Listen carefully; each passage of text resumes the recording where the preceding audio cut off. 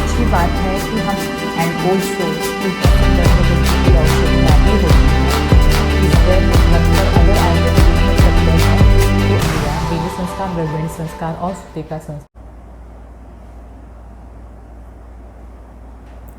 आजकल अगर किसी की बहू या बेटी प्रेग्नेंट है तो गर्भ संस्कार का भी ट्रीटमेंट ले लेना बच्चे के लिए अच्छा होता है, बच्चा संस्कारी पैदा होता है। ये बातें सुनने को हर घर में मिल रही हैं। ये अच्छी बात है कि हम लोग इस प्रकार से भी इसके बारे में सोच रहे हैं, लेकिन गर्भ संस्कार का मतलब जब हमें अच्छा लगे और जो अच्छा लगे सिर्फ वही मंत्र सुनते रहना, कभी 7वें 8वें महीने में बटरफ्लाई का आसन कर लेना, अपने ही मन से जब मन हो तभी शतावरी कल्प खा लेना, इस सब को गर्भ संस्कार नहीं बोला जाता है।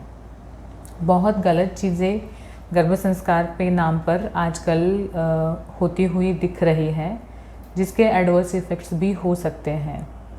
तो इसी कारण से हम इस वीडियो में गर्भ संस्कार एक्चुअल क्या है, आयुर्वेद ने किस तरह से बोले हैं, इसके ऊपर थोड़ा प्रकाश डालने की कोशिश करेंगे। आयुर्वेद शास्त्र के हिसाब से गर्भ संस्कार को 3 मेजर पार्ट्स में डिवाइड किया हुआ है। First part is called as बीज संस्कारा। बीज संस्कारा मतलब क्या? जब एक couple, male and female both, who are physically, mentally, emotionally and socially ready to have a child and also to take the child's responsibility for rest of their lives, then only we can start bija sanskara treatment to strengthen their बीजाज। बीजाज means sperm and ovum, इनको strengthen करने के लिए, उनमें अगर कुछ दोष है तो उसको निकालने के लिए, और अगर कुछ दोष नहीं भी है तो भी जो अभी की क्वालिटी है स्पर्म एंड ओवम की, जो लाइफस्टाइल की वजह से कुछ थोड़ी सी डेफिसिट में है, उसको अच्छा करके जो संतान होनी है वो अच्छी हो, इसके लिए जो संस्कार किए जाते हैं कब तक करने हैं? जब तक वो लेडी प्रेग्नेंट नहीं रह जाती तब तक जो संस्कार किए जाते हैं, that is the first step of गर्भ संस्कार कॉल्ड एज बीज संस्कार। इसमें दोनों पेरेंट्स की इन्वॉल्वमेंट उतनी ही होती है, सेम लेवल पे दोनों को ट्रीट किया जाता है।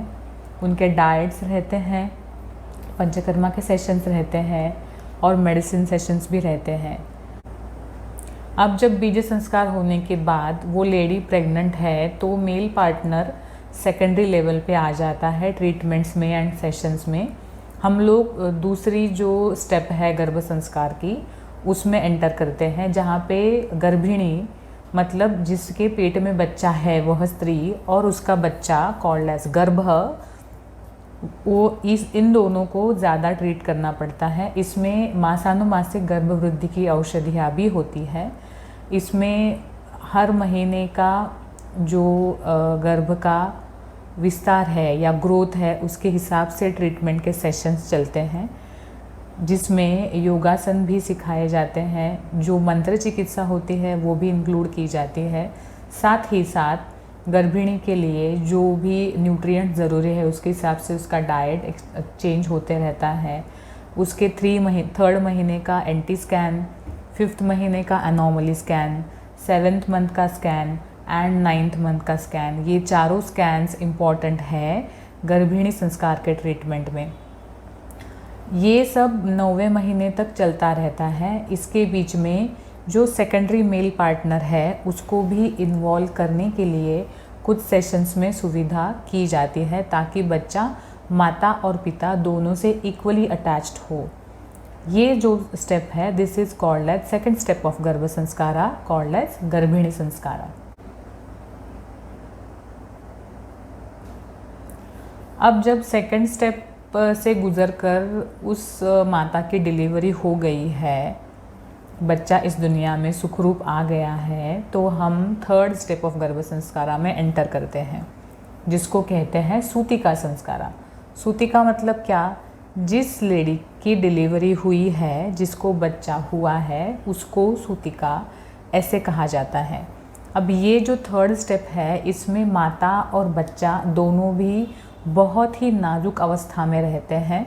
माता का तो पुनर्जन्म हुआ ही होता है, लेकिन बच्चा जो है इस एक्सटर्नल एनवायरनमेंट में पहली बार कदम रखता है, तो उसकी बॉडी कोप अप नहीं कर पा रही होती है और माता भी अपने शरीर के चेंजेस से लैक्टेशनल फेज में एंटर कर रही होती है। तो she is also vulnerable in these days.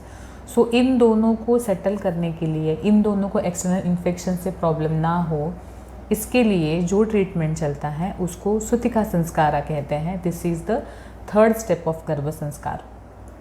अब ये 3 स्टेप मीन्स फर्स्ट बीज संस्कार, सेकंड गर्भिणी संस्कार और थर्ड सूतिका संस्कार, ये 3 स्टेप मिला के पूरा जो 1-1.5 साल का लंबा चौड़ा प्रोसेस होता है, इसको आयुर्वेद में गर्भ संस्कार कहते हैं। तो आप ये सोच लीजिए कि आप किस प्रकार के गर्भ संस्कार के लिए फॉलोअप्स दे रहे हैं। थोड़ा सा ध्यान देकर, अवेयरनेस रखकर अगर आयुर्वेद ट्रीटमेंट करते हैं तो आप ज़्यादा ही फ़ायदे में रहते हैं।